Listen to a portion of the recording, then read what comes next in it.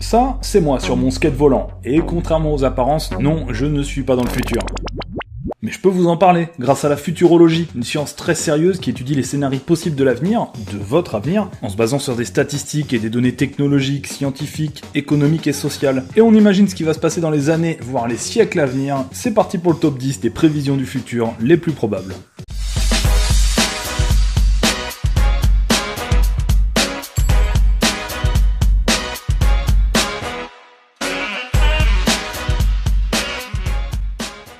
Numéro 10, les avancées technologiques. On commence par la prévision la plus simple, celle dont tout le monde s'attend, les technologies de plus en plus évoluées. Même moi je peux prédire l'arrivée de l'iPhone 8, puis du 9, et si je me concentre bien, de l'iPhone 10.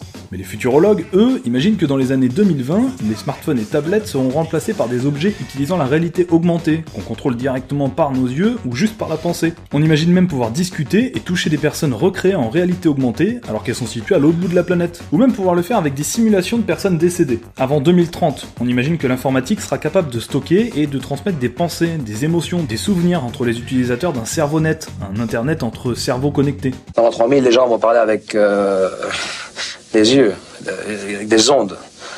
Pris pas pour un fou, il y a des gens, les baleines le font. Et il y a énormément d'autres avancées technologiques qu'on prévoit pour les années à venir, comme l'utilisation poussée de la nanotechnologie, qui permettrait de créer des robots à l'échelle du nanomètre. Imaginez cette technologie dans les habits par exemple, un peu comme on voit dans les films. Ça ressemble à de la science-fiction, mais ça pourrait arriver.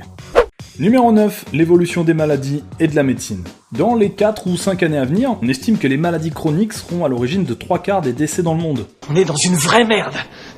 On est dans la merde, hein. J'ai pas compris, dis-le encore. Merde. Je sais, c'est flippant, surtout que c'est très sérieux puisque l'information vient de l'OMS, l'Organisation Mondiale de la Santé. Pourtant, la médecine aussi va faire des progrès. Dans les années suivantes, le vaccin contre le sida pourrait être trouvé par exemple. Ouais, je parle au conditionnel, les chercheurs ne peuvent pas se permettre d'annoncer une date de sortie d'un vaccin. La futurologie, c'est une science sérieuse, mais c'est pas une science exacte. Exactement, je prévois l'avenir. Et celle-là ? Hein ? Tu l'as prévue celle-là ? On imagine aussi que des humains pourraient être créés dans des utérus artificiels, et avec une parfaite maîtrise de l'ADN, on pourrait choisir à quoi ressemblerait son bébé. Ça pose des questions d'ordre moral. Dans le futur, les opérations chirurgicales les plus complexes pourront être réalisées par des machines. Il est même possible qu'avant 2050, des nanorobots assez petits pour passer dans vos vaisseaux sanguins pourront vous protéger, un peu comme des super globules blancs, et directement combattre la maladie et régénérer les cellules. En suivant cette logique, certains futurologues affirment que le premier homme qui vivra plus de 1000 ans serait déjà né. Numéro 8, des humains modifiés. Et oui, tous ces progrès de la médecine seront également disponibles pour ceux qui ne sont pas malades, mais qui veulent juste upgrader leur corps et ses capacités. En 2030, de nombreuses personnes deviendront volontairement des sortes de cyborgs, avec des implants informatiques, enfin ceux qui en auront les moyens.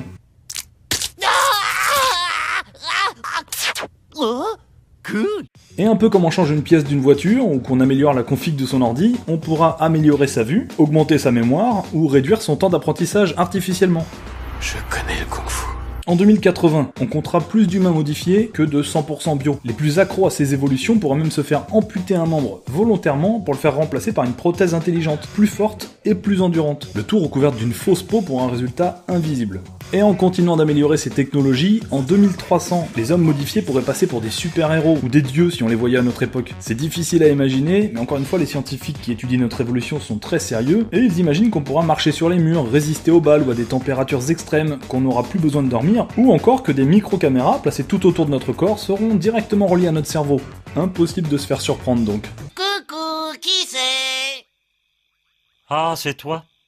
Numéro 7, l'intelligence artificielle. À force de développer des programmes de plus en plus intelligents, à un moment ils seront capables de s'auto-programmer, c'est-à-dire d'apprendre sans l'intervention de l'homme, et donc de devenir d'eux-mêmes de plus en plus intelligents. Et ça va venir vite, c'est prévu pour les années 2030. À partir de là, l'intelligence artificielle va très vite atteindre le niveau des meilleurs cerveaux humains. Imaginez ce que ça peut donner avec les capacités de mémoire et de calcul des ordinateurs. On imagine même qu'avant 2050, des robots auront des intelligences indépendantes les uns des autres, et qu'il faudra donc prévoir des lois et des droits pour eux. Et puis c'est inévitable, les programmes et les robots deviendront plus forts et plus intelligents que les hommes, et ils n'écouteront plus les ordres qu'on peut leur donner. Les hommes qui développent ces intelligences autonomes essayent donc de leur apprendre des principes, une morale, une éthique, pour qu'ils gardent l'objectif de toujours nous protéger. Mais c'est assez complexe, puisque les machines pourraient considérer qu'il faut nous priver de notre liberté pour notre bien, comme dans beaucoup de films. Veuillez rester chez vous, ceci est pour votre sécurité. Et c'est là que ça devient flippant, puisqu'ils pourraient contrôler, voire menacer l'humanité. Un scénario évitable uniquement si on se laisse la possibilité de les débrancher. Si je te fume, c'est pour ton bien. J'ai fait du game une dictature. Dab. Numéro 6, les changements climatiques. On a du mal à prévoir le temps de demain, comment prédire celui de l'année prochaine, vous allez me dire. Et pourtant, on sait déjà que cette prévision est difficilement évitable. Dans les années 2050, la température moyenne aura augmenté de 3 degrés. Madame, monsieur, bonsoir. Encore de fortes chaleurs en ce 17 août 2050 avec un soleil de plomb. Et si vous pensez que c'est rien, 3 degrés, qu'au contraire il fera un peu plus chaud, c'est pas plus mal, sachez que ça change tout au niveau planétaire. Dans ces conditions, des sécheresses, des inondations torrentielles, des ouragans et d'autres perturbations frapperont régulièrement plusieurs parties du globe. On va tous crever, y'a la fin du monde qui nous guette et nous on fait la fête. Certains pays seront même abandonnés par manque de ressources vitales, ce qui créera des émeutes de la faim vers les pays plus au nord. On pense même que des îles inhabitées de l'Arctique pourraient être colonisées. Imaginez, il fera même beau à Dunkerque. Bon, je rigole, mais c'est inquiétant, et malheureusement ça a pas l'air d'être une de nos priorités aujourd'hui, c'est pourtant l'homme et son activité qu'en est à l'origine. Et une des conséquences de ces changements climatiques sera la montée des eaux. En 2100, le niveau des océans pourrait augmenter de 1 à 2 mètres. Là encore, ça paraît pas énorme, pourtant des villes entières et même certains pays pourraient être submergés.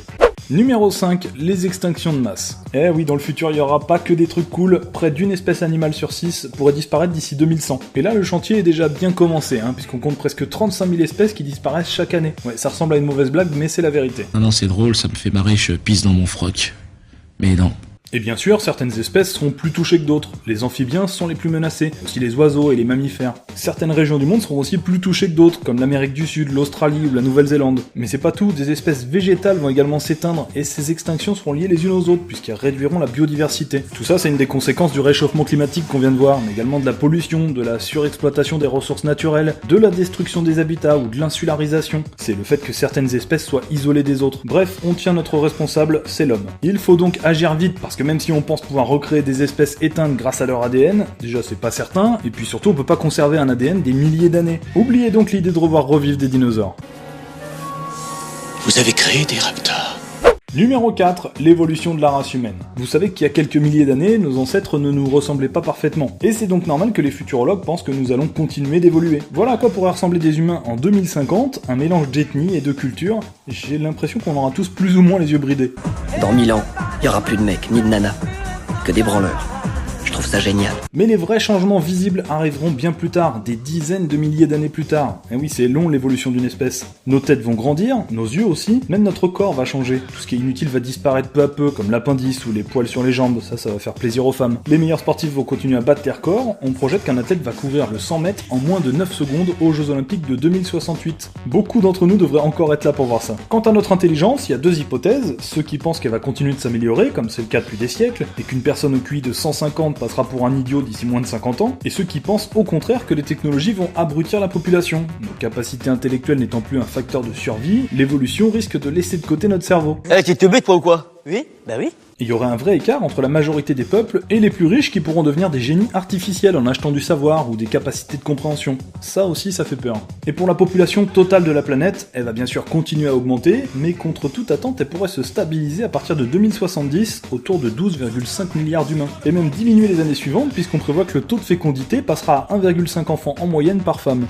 Numéro 3, une langue, un gouvernement et une monnaie mondiale. Tout ça aussi, ça paraît improbable. Déjà parce qu'aujourd'hui, il y a des milliers de langues vivantes, alors avant qu'il n'en reste plus qu'une, on a le temps de le voir venir. Et pourtant, de nombreux experts expliquent que cette prédiction est extrêmement probable, puisque de nombreuses langues meurent chaque année. Et disent même que ça pourrait arriver avant 2100. Assez logiquement, la langue survivante pourrait être l'anglais, l'espagnol ou le mandarin, à moins qu'une nouvelle langue voie le jour. Les immigrants du futur s'expriment en un complexe mélange d'anglais, de chinois, de turc, qui donne à peu près ceci.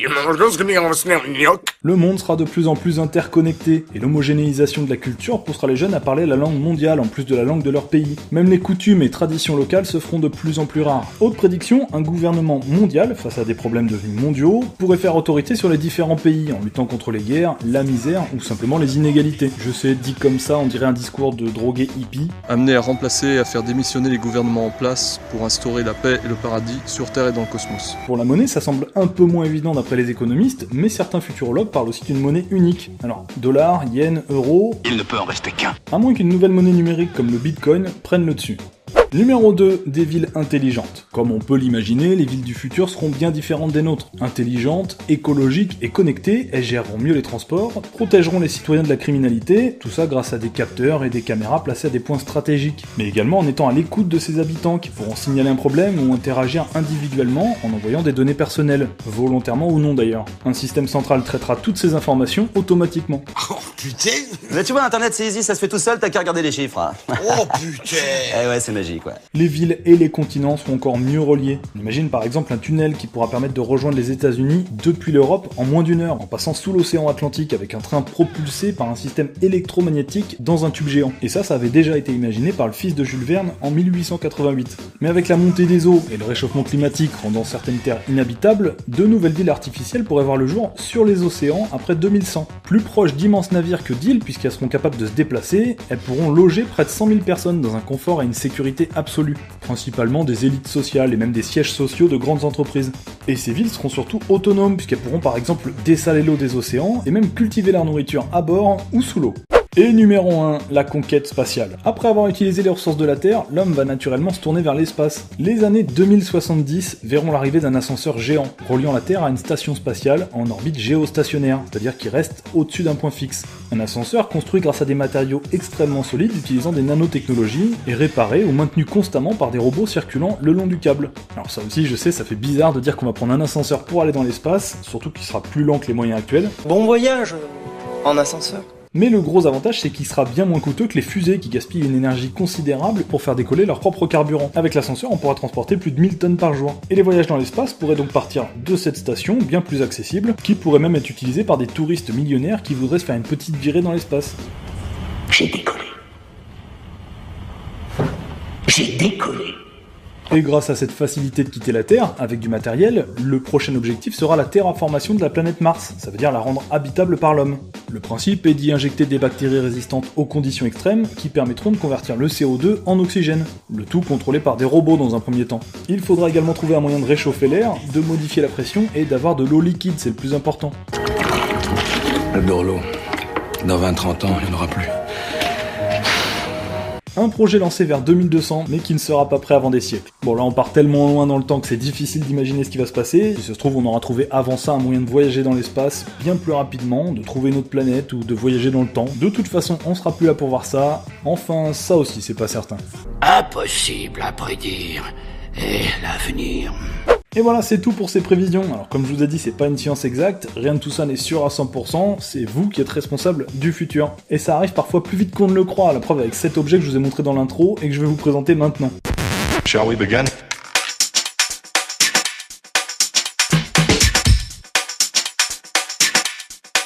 Let's begin now.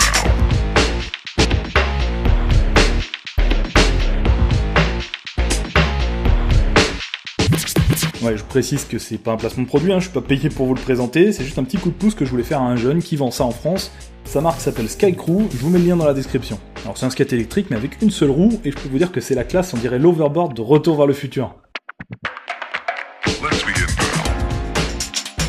Bon, je vous cache pas que j'ai pas réussi tout de suite, mais une fois qu'on le maîtrise, c'est stable et c'est super rapide, et surtout ça va partout, bref, je le lâche plus. Dites-moi dans les commentaires ce que vous en pensez, et ce que vous pensez du fait que je vous présente des objets comme ça en rapport avec le top 10 en fin de vidéo. Vous pouvez me suivre sur les réseaux sociaux si vous voulez suivre mon actualité, il n'y a pas que ce qui se passe sur cette chaîne. Et puis surtout, abonnez-vous pour suivre tous les prochains top 10. Ciao!